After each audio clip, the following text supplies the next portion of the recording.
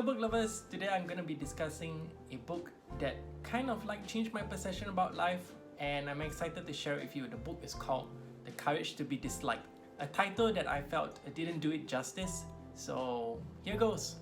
Alright, the book is actually a dialogue between a philosopher and a commoner. You are just going through it as though you are part of the conversation. I thought it was really good because the commoner was actually trying to dispel or trying to go against what the philosopher was talking about. And what was the philosopher talking about?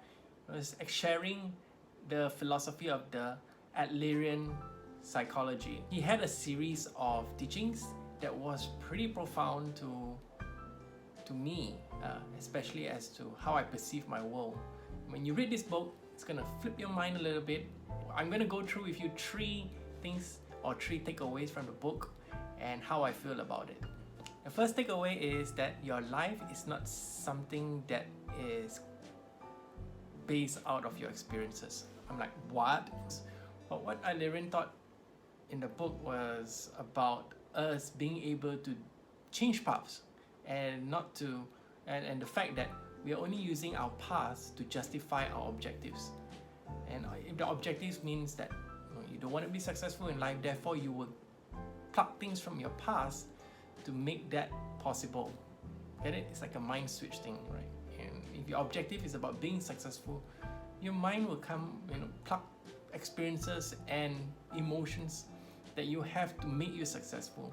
So at the end of the day, Adlerian believes is that you should live your life based on goals and objectives that you set for yourself today, rather than set your life based on what has happened to you before. The second takeaway from the book is about how people perceive you. Well, people don't perceive you at all. We all know that today. A lot of people don't really think about you, even though you think that the whole world is focusing on you. Based on this idea, Adlerian believes that most of our life problems are based on interpersonal relationships with other people, and the idea is that if there's no one around in this world and it's only you, well, you will have very little problems. So interpersonal relationship means that what you think of people and what you expect of them and what you think they are thinking of you, all of this causes a lot of problems, worries and doubt, self-doubt. The next idea is about, are we competing with each other to get on top? We imagine our lives being a mountain, and we're actually climbing the mountain, we're climbing up the corporate ladder. But what actually is that we are all on a same level footing, moving forward in our own paths. And that's how we should look at life, as opposed to climbing the corporate ladder. Because all of us are taking different journeys, and what we should do is always focus on how we're getting forward in front of ourselves rather than getting ahead of other people. And in that case, if we are moving forward with ourselves and our journey, there's no need to actually compare ourselves to anyone else, because everyone is unique, right? You and I have come from different backgrounds, we have different interests, we have different ways of working, we have different skill sets. So there's no really need to compete with anyone else, but to ensure that we are ahead of ourselves every single day. Now the third takeaway is about comrades and society, a community around us. I saw community as people that are around me and how I interact with them. But in the book, it shares that community is not just people, it's the universe around us and how we interact with the universe that is very important. If we look at it in a very big picture, that if you see yourself in a bigger picture as part of the universe, you don't feel so alone. You feel like you're part of a larger being. Rather than seeing it this small, you're seeing it this wide.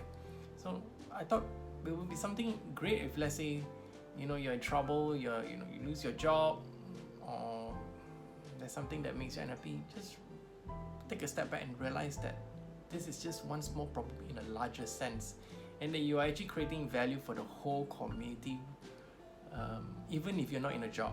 Even if you lost your job, you are still part of that community. Okay, now what do I think about the book? what I've shared with you earlier is just the tip of the iceberg. There's so much I did not share. I just wanted to give you a flavor of what to expect from this book. It's a book that will challenge you to change your perception of the world and how you interact with it. I think it's a very, very good book, intellectual book to ponder on and to discuss with people around you. I also like the idea of it being presented in a dialogue between the philosopher and the commoner. The commoner was actually trying to debunk the philosopher, so you can see a lot of contentions going around, a lot of conflict going around that helps you ask yourself, is this right for you or not? Now, not everything in there is maybe for you, or everything there may be for you, but if you have an open mind, it might just influence the way you see the world. And I think the teachings in here are very good.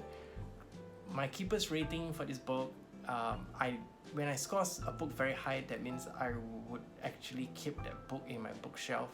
Today I'm going to give it a 4.7 out of 5. So I hope you enjoyed this very short review, which I feel doesn't do it justice. The book has so much other teachings that you should get your hands on. So go for it and let me know.